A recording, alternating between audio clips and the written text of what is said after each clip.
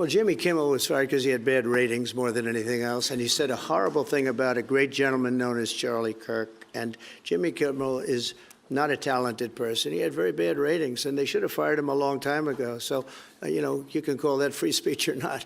He was fired for lack of talent. Announcing Palestinian statehood now, during war, while Hamas is still holding on to our hostages, both the living and the dead. This is totally absurd and counterproductive and will only prolong the war and be as rewarding Hamas for their October 7. Well, let's watch how our wonderful president, Mr. Donald J. Trump, handles this on TV in front of the world. Let's watch it together and we'll discuss it afterwards. Kindly subscribe to our channel so a little bit of light will push away a lot of darkness. Strongly about officially recognizing Palestine for statehood. Why are you waiting for President Trump to leave the country? Why can't you just do it right now? And isn't there a risk in rewarding Hamas with that? Well, let me be really clear about Hamas. They're a terrorist organization who can have no part in any future governance in Palestine. And what happened on October the 7th was the worst attack since the Holocaust. We have extended family in Israel. I understand firsthand the psychological impact that had across Israel. So I know exactly where I stand in relation to Hamas. Hamas, of course, don't want a two-state solution. They don't want peace. They don't want a ceasefire. So I'm very clear where I stand on Hamas. Okay. On the question of recognition, I made my position clear at the end of July as to the timing, which has got nothing to do with this state visit, and I've discussed it with the President, as you would expect amongst two leaders who respect each other and like each other and want to bring about a better solution in the best way that we can. Thank you so much. Can I go back then to Robert at ITV? Robert Person, ITV. Mr. President, you uniquely, you alone in the whole world, have the power to persuade Prime Minister Netanyahu to stop the demolition of Gaza City, to stop the starvation of Palestine, and to stop the killing of civilians. If not now, when will you exercise that power to tell him to stop? Sure. And then for both of you... But you do understand about October 7th. You do understand. So believe me, I understand. One of the worst days in the history of humanity. What happened, I have seen the tapes. Babies that are 4 months old and just chopped up to pieces. And you've seen the tapes and I've seen the tapes. You're a professional and so am I. And people forget about October 7th. I can't forget about it. So I want it to end, but I want the hostages back.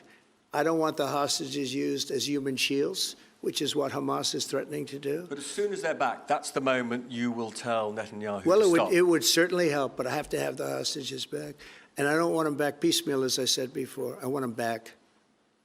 And on a separate issue, free speech, your Vice President, Vance, said that free speech is under attack in the UK. Do you agree with him? And Prime Minister, we saw the dismissal of a very well-known chat show host in America last night, Mr. Kimmel.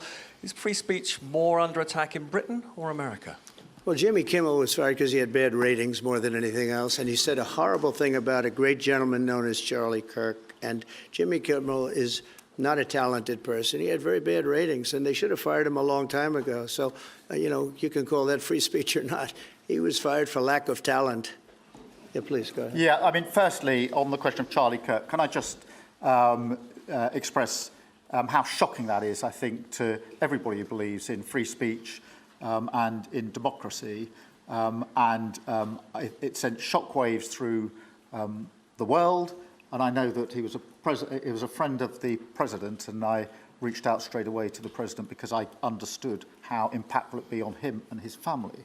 And we all need to be absolutely clear about that. Whatever our political views, it is shocking and is to be condemned. On free speech, I'll not much to add to the answer I gave earlier. This country's had free speech for a very, very long time. It is part of who we are as a country, and it is the values that we fought for. We fought for it during the Second World War alongside each other.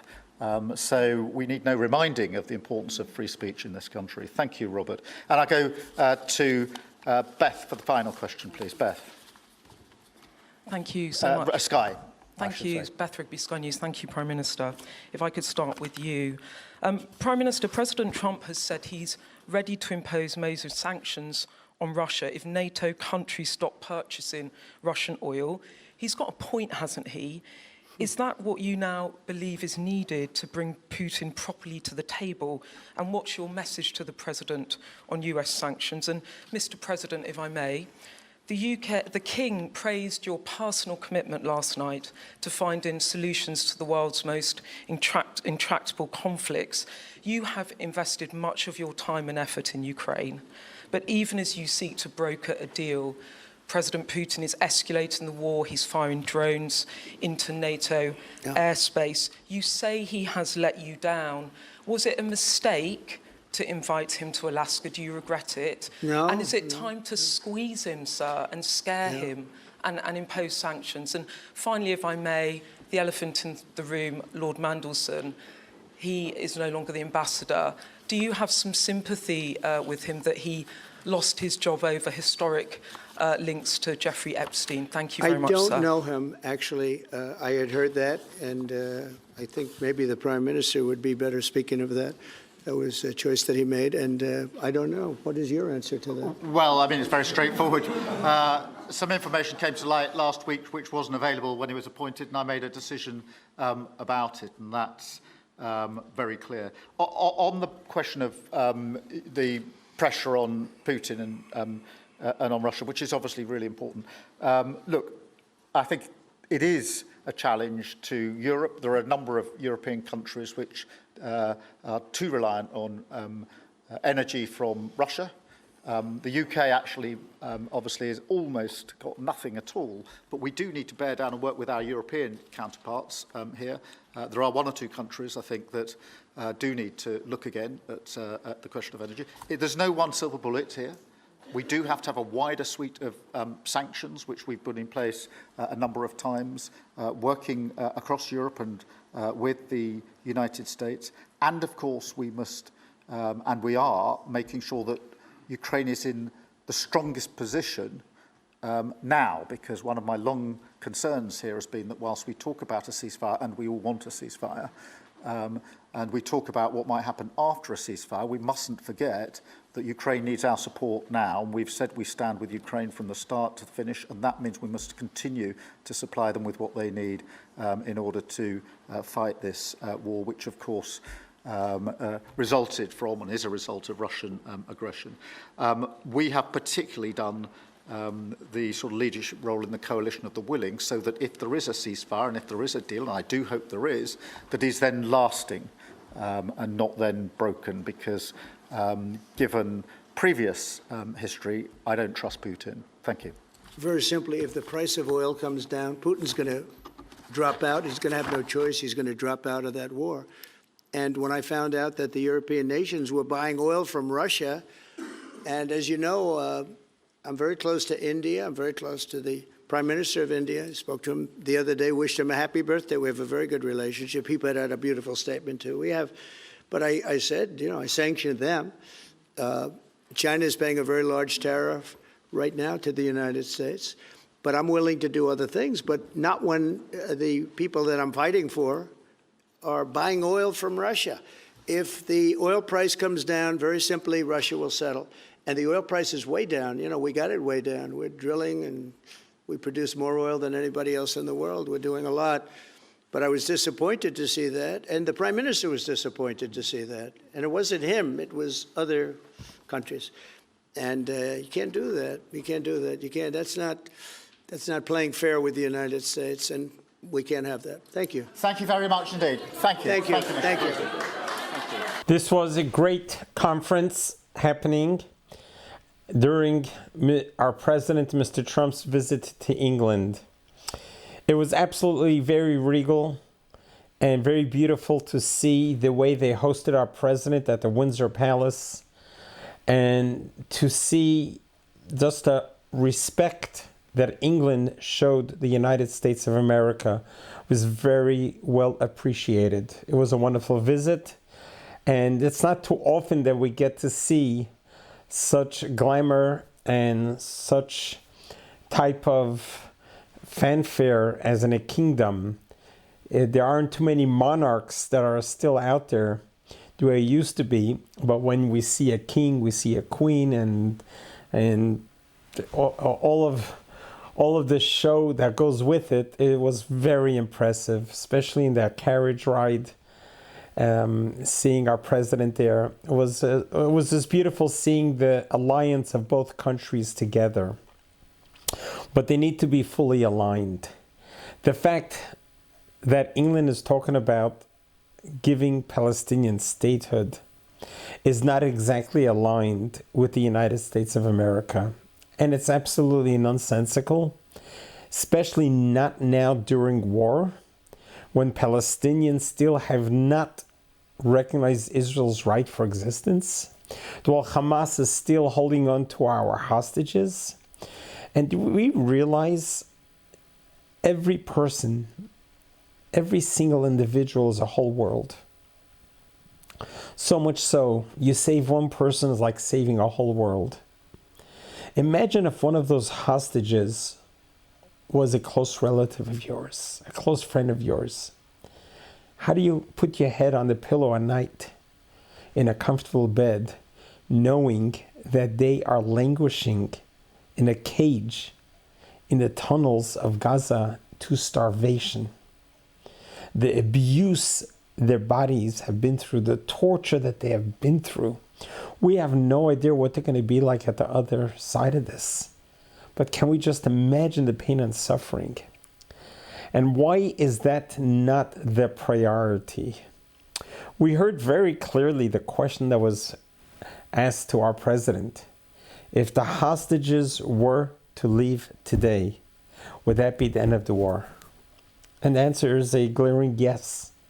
If Hamas releases the hostages, both the living and the dead, today, the war ends. Why doesn't the world know that? Why doesn't the world see that? Why doesn't the world hear that? Why are they all on Israel fending the war? Why aren't they onto Hamas? Have we forgotten who started the war? Have we forgotten what happened on October 7, like our president said? Have we forgotten that? Just because it's been a couple of years, 700 days behind us, does that mean that we forget the atrocities and the savagery, the barbarism, the worst that we've seen in history that's been recorded? And they started this war, they need to end this war. If not, obviously we're ending it for them. So the world pressure needs to be on the evil, on the terrorists, to end this war and to end the suffering that's going on in Gaza. That suffering could have ended on October 8th. If they would have never ever taken the hostages, or if they would have returned the hostages right away, this war wouldn't have dragged out for 2 years.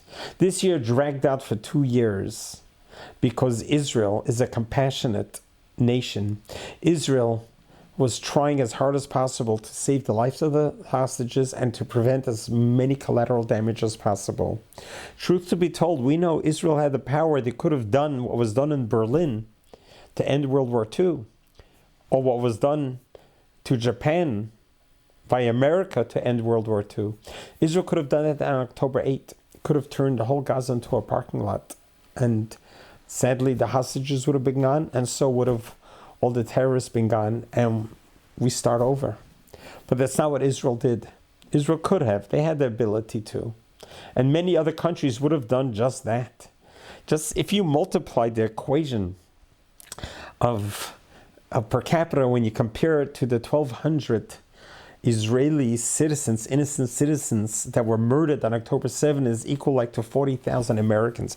Imagine if 40,000 Americans were killed in one day and another 10,000 were taken hostage. You think America would have just sat by and just done a surgical warfare to trying to release them? they would have bombed the daylights out of the country who would have done that. We saw what America did to Afghanistan after 9/11. So why is the world so up against Israel, other than it's pure anti-Semitism, baseless anti-Semitism for no reason whatsoever? So let's pray and we hope that we realize that and we side with the right side of history and we support Israel. We'll continue to support the Jewish people for the right to survival, right to exist, and right to defend itself against any threat, nation, and any neighbor that they have.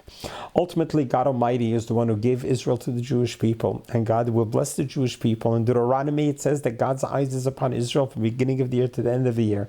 So God definitely will not neglect Israel, but rather give Israel its victory that it finally needs to not only be victorious over the evil and the death cult that's out there, but also to be able to secure its borders further and help Gaza rebuild itself, rehabilitate itself, and free all the Gazans and free anyone who wants to be free. Israel will be there to help you.